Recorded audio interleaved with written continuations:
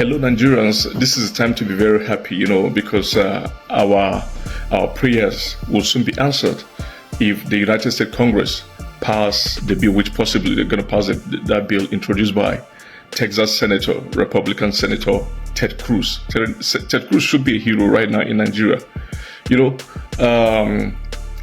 Ted Cruz recently sponsored a bill which is co-sponsored by other senators, like the senator representing me right now, my own part of Oklahoma, Senator James Lankford, Republican, in the 119th Congress of the United States.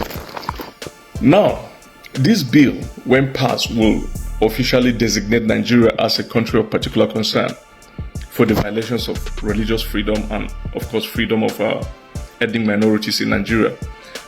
Let me tell you something. It is not the designation of Nigeria as a CPC that is the biggest issue, that all these officials in government are making people look as if the United States is just trying to incite religious war in Nigeria, as if Nigeria was in a state of religious war. Nobody said Nigeria is in a religious war. We have harmonious relationship with our brothers, the Muslims, all of us. But there are Muslim terrorists operating in Nigeria and killing people, especially in Christian states. This is an incontrovertible fact. Now, these terrorists are being enabled by a lot of officials in government circles. If you remember the quote attributed to Abacha, who said, any insurgency that lasts more than 24 hours, it means the government has a hand in it. That is just the truth of the matter. United States, you need to sit down with United States senators, United States politicians and pressmen, especially those who belong to the African or Foreign Relations Committee of Chambers of the Congress. You get to understand your continent even more than yourself. These people are the same people who are exporting technology to us. Through this technology, they get so much information about us more than the way we know. That's the truth. These people have so much facts about Nigeria and they are going to unleash it very soon. So now, Congressman Ted Cruz just introduced a bill in the Congress, in the Senate, in September. And that bill is titled Nigerian Religious Freedom Accountability Act. Its official title is S, that is Senate Bill 2747. Okay, now, let me tell you why Nigerian officials are very, very apprehensive of this bill. There's nothing that has ruffled the shoulders of Nigerian officials like the introduction of this bill. Nothing. It's not all about this foreign aid they are talking about, or the embargo on loans, etc. By the way, we've suffered so much embargo all around the world, but we don't feel it. The common man doesn't feel it. Even if there are loans, even there are aids given to Nigeria, we don't even feel it. So that is not an issue. It may be very hurting, but it's quite secondary. The primary reason why Nigerian government officials are very, very scared of this bill, let me tell you. Section 2 of that bill says the president of the shall impose sanctions described in Executive Order 13818.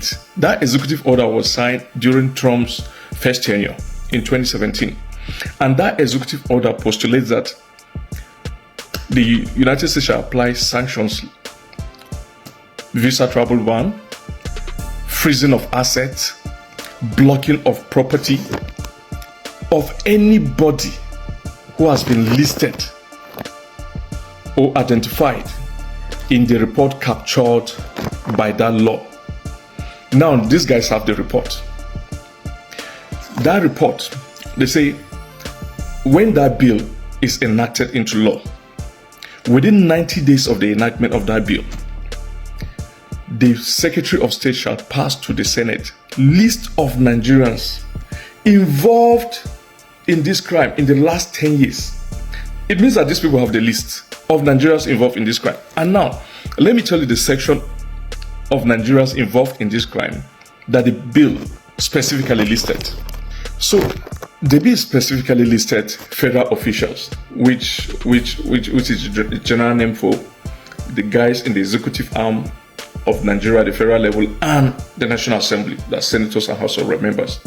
It says Nigerian judges, Nigerian governors, Nigerian law enforcement agents, those your generals, those your police, members of the security agents who have been involved in this crime.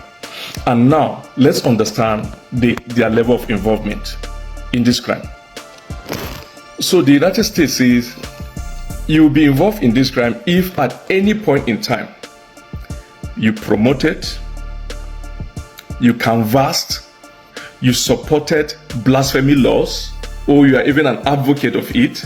That's the kind of law that made those urchins in Sokoto to murder that girl called Deborah Joseph some time ago, just so close to the Sultan of Sokoto's palace. So it means that the lives of the Sultan will be included in this. And many of these governors who adopted blasphemy laws in Nigeria. Now, that doesn't stop there. The section also gives room, also mentioned that government officials, that's governors, judges, senators, House of Rep members, who tolerated or were silent to acts of violence perpetrated by non-state actors, ISIS, Boko Haram, Fulani headsmen, and the rest. So under that law, these persons are deemed to be guilty. Like I said earlier, the United States have that report. They have the list of all this. And you know, it's very easy to get a list of these people in Nigeria. Dubai, some time ago, around 5 years ago, had that list. They convicted, they prosecuted and convicted those guys in the United Arab Emirates, those involved in terrorism in Nigeria, and sent a corresponding list to Nigeria, which Nigerian government has slept upon. Recently, this year, the likes of Sheikh Gumi, when he went for Hajj in Saudi Arabia, he was deported at Jeddah International Airport immediately for terrorism. He was deported. So these international bodies, they have the names of all these people. They have a very long list of all your government officials, from your House of Reps to your House of Assembly to governors to anybody involved in enabling it, in abetting it, in aiding it. Not just direct participation. They have the names of those who are completely involved, either directly or indirectly. Now, that is the reason why you guys are apprehensive. But wait for it. Now, when this bill is enacted into law, the United States will, within 90 days, when Marco Rubio, Secretary of State, transmit that letter, they will freeze all the assets, all the properties, all the investment of all the Nigerians listed in that report. They will place a travel ban on them. Now, wait for it. A lot of people will think that the travel ban is only applicable to the United States, or the asset is only the assets of these politicians that is in the United States, like the Florida house of a certain minister they are talking about, or a bank account of many of these other guys. No, wait for it. It's not just the United States. Now, in the United States, there is a law called the Magnitsky Act, which was passed in 2012.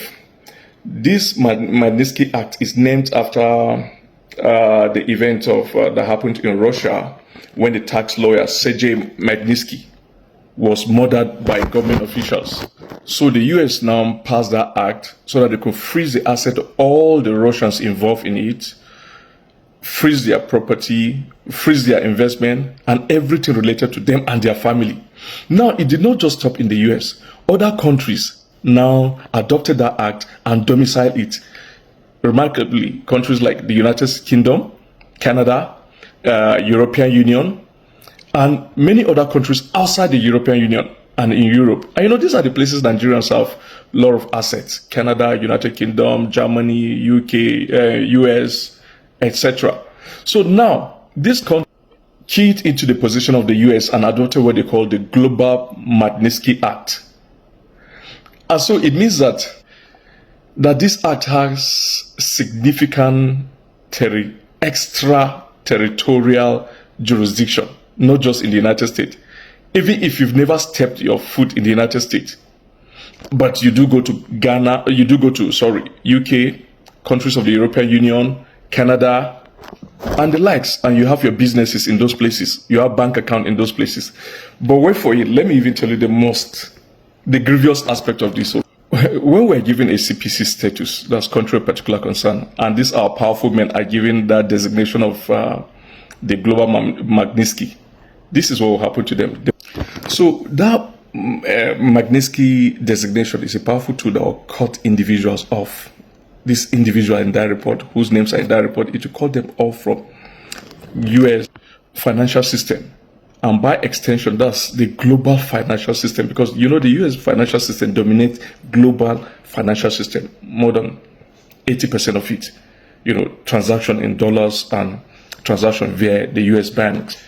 Therefore, any transaction, any fund, any bank account, any property belonging to the sanctioned individuals or entity that touched the US financial system. For example, a dollar transaction of any kind cleared through an American bank, even if those properties are overseas in any country, will be blocked. So, you know, there's that internetwork, strong internetwork of the US financial system that's all over the world. It's just like a cobweb. Our guys like dollars.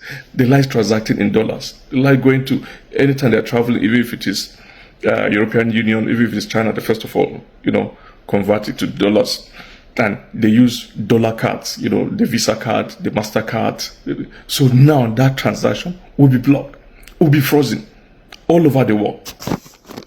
So basically, gentlemen, that is why these guys are running helter-skelter.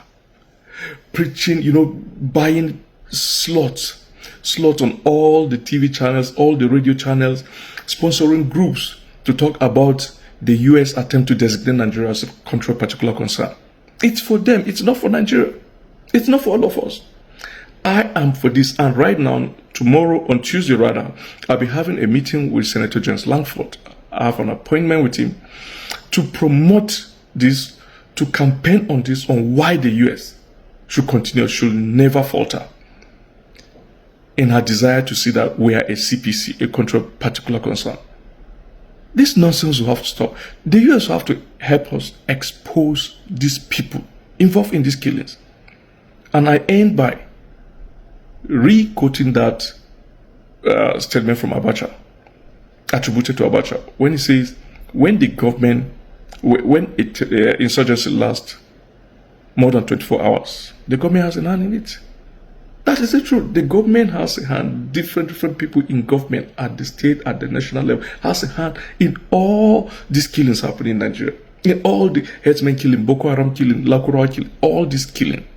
And that is why you could see, like headmen attack in Benue, for instance, you could see that they will be carrying out the attack in front of the soldiers and nothing will happen.